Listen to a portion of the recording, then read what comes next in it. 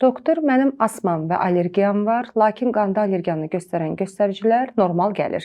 Bu nəyə bağlıdır? Əziz pasientlərimiz, bildirmək istəyirəm ki, asma və allergiyadan əziyyət çəkən pasientlərimizin 20-30%-də baxmayaraq ki, konkret hansısa bir allergik xəstəlik var, yəni xəstəmizin asması var, allergik riniti var, qida allergiyası var, övrə xəstəliyi var, atopik dermatit var. Bu xəstələrdə qanda allergiyanı göstərən göstəricilər, istər eozinofillər, istər immunoqlobullin Y dediyimiz allergiyanın göstəricisi və nəyə qarşı allergiyamızın olduğunu göstərən testlərdə allergenlər, yəni tənəffüs paneli, qida paneli tamamilə normal gələ bilər. Allergiya analizlərinin normal gəlməsi allergiyanız yoxdur mənasını vermir. Allergik xəstəliklər fərqli mexanizmalarla yaranır. Allergiya və asma diaqnozu tək başına analizlə yox, xəstəmizin əsas klinik şikayətlərinə, xəstəliyin hekayəsinə və ailə anamnezinə əsasən qoyulur.